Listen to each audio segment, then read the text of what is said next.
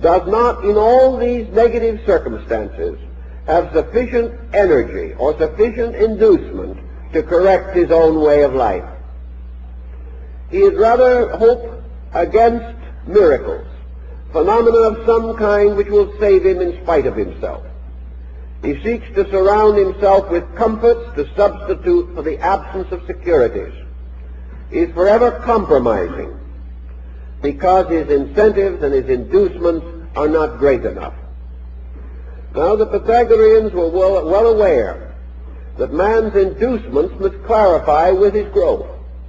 The individual in a state of ignorance cannot be certain of those great good things which are the ends of wisdom. Yet discipline comes to him from another source, whether he be certain or not. And this source lies in the religious conviction of his peoples. In those days, of course, what we would term today the agnostic or the atheist were rare. There were not great numbers of persons who were unbelievers, who did not have some faith or substance of belief in themselves. Therefore, the beginning of this discipline was to a degree simple religious virtue.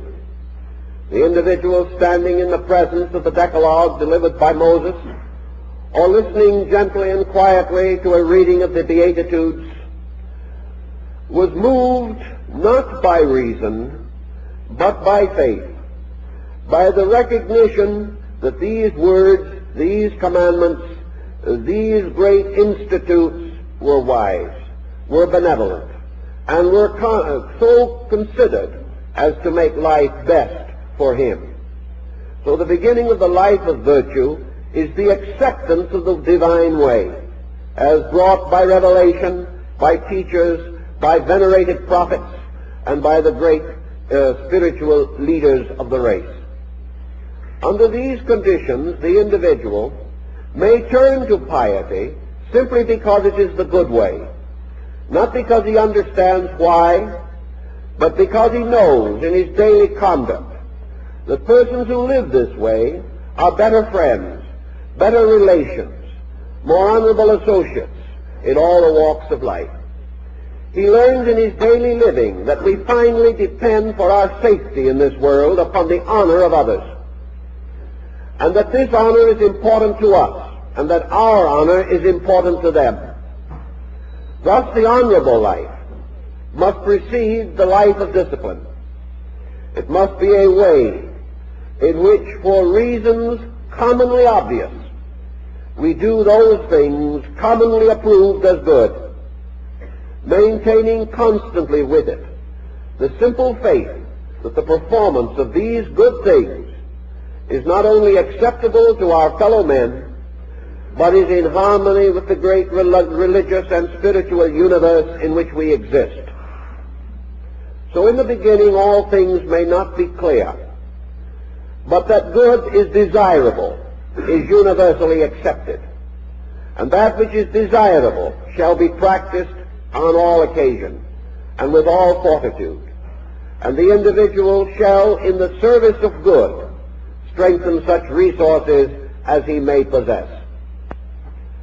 So the Pythagorean golden verses begin to emphasize the gradual establishment of value.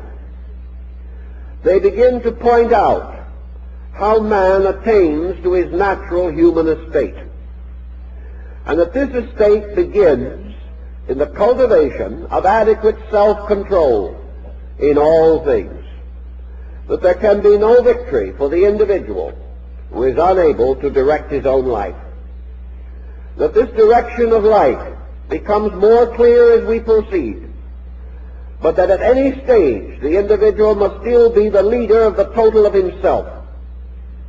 So we have another ancient classical axiom, namely that man as a being, as a center of life and light, must lead his total personality and never be the victim of it. Thus the best part of man must govern man, even as the best part of men must govern the rest. And as God, being the best part of the universe, leads all of it, so in every creature there is a God there is a supreme being or power or principle, that which is superior to the rest, and this must always guide the rest. If the individual is not led by the best of himself, he falls not only into evil, but falls away from religion. For the best part in all things is that part most like God. And not to be led by that is to fall into error. Thus the God in things must be the protector, the guardian, the teacher, the guide, and the master of all the parts of its own nature. So man seeking for understanding, seeking for discipline, seeking ways to put his life in order, that he may be acceptable to the Most High, must first of all choose or select the best of himself and make this leader of the rest. Now, in the Pythagorean system, being a philosophical school, it was assumed that in man, that which we call reason is the best part. Now, reason is not just mind, nor is it just emotion, nor is it just higher thinking. Reason is that thing or power or faculty in man which determines the reasonable, which determines those things possible, likely, those things next in sequence. Reason not only lifts man from a lesser state, but it prevents him from tumbling headlong into an unknown state. Reason not only hastens him from his ignorance, but reason also slows his step when he comes to things more difficult than he can immediately manage. Thus reason becomes a constant impulse toward the reasonable. And the reasonable in turn is the essence or principle behind the practical. Therefore all things truly practical are reasonable, and all things truly reasonable are practical. And that which is practical is that which makes possible in each instance the greater good. Thus all practical purposes are those purposes best calculated to most directly attain a desirable and necessary end. That reason should lead, therefore, means that the individual should be led by his own discriminating power. And discrimination is not only a stimulant, a principle of aspiration in man, it is a moderator. It is a guardian against all excess. And Pythagoras was one of the first to point out that aspiration not controlled by moderation can itself be an excess. And that there are many virtues which, if over-practiced, become vices. And nearly all virtues, separated from the total pattern of the way of virtue, isolated and broken off from the parent stem, will themselves lead to confusion and discord. So the reasonable must in all other things be the governor, most suitable to be venerated, most worthy of our admiration.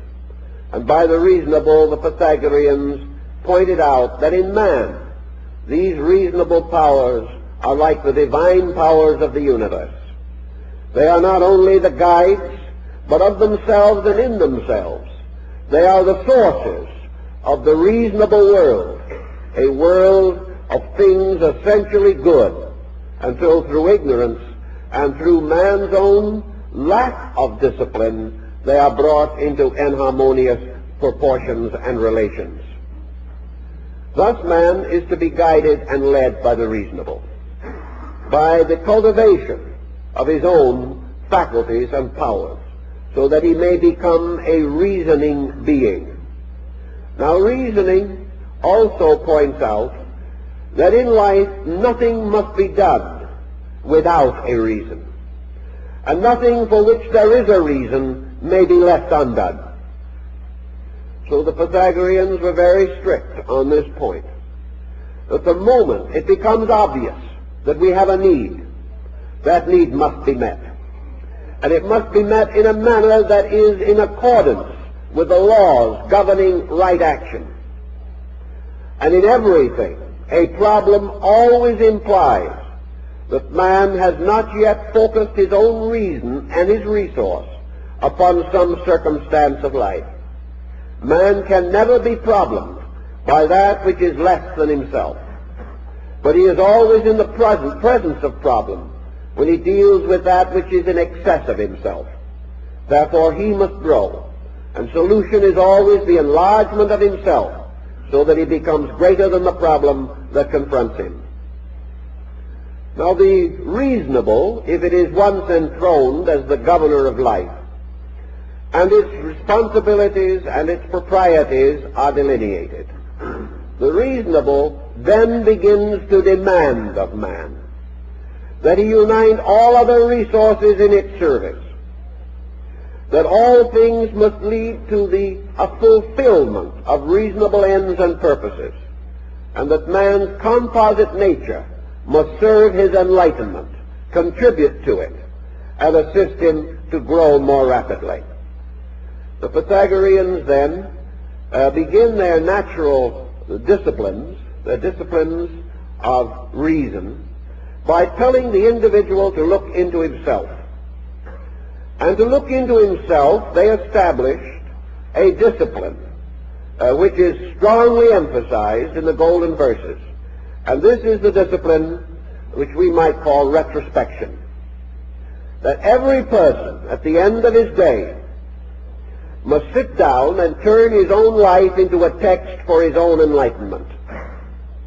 Most of us are so busy contemplating the works of others, disagreeing with the opinions of others, and dissatisfied with the conduct of others, that they totally ignore self-analysis. Yet self-analysis is more vital to man than the analysis of anything else. For by self-analysis, man begins to prepare the disciplining of his own conduct. As to the Pythagoreans, philosophy is not an intellectual pursuit. It is a way of life. It is life under the discipline of the reasonable. And any abstraction that cannot be immediately associated with immediate conduct must be held in suspension until the proper time. The mind shall never go into vagary. It shall never substitute intellectual activity for discipline. It shall never retire into a contemplative existence by which it is permitted to ignore conduct. The individual is not to sit in a mountain somewhere looking down indifferently upon his own conduct. He must grow through his conduct and must use his own personal experience as the great text which will lead him toward the life of discrimination. If he becomes sincere in this, if he is honest, he will then be able to look back not only upon the preceding day, but perhaps upon preceding years, and begin to benefit by the things that he has along the way rejected. Man is forever rejecting truth.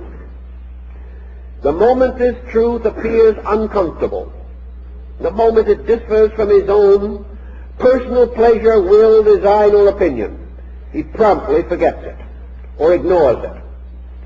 But out of his retrospection, he may restore it again as a guide and lead to conduct.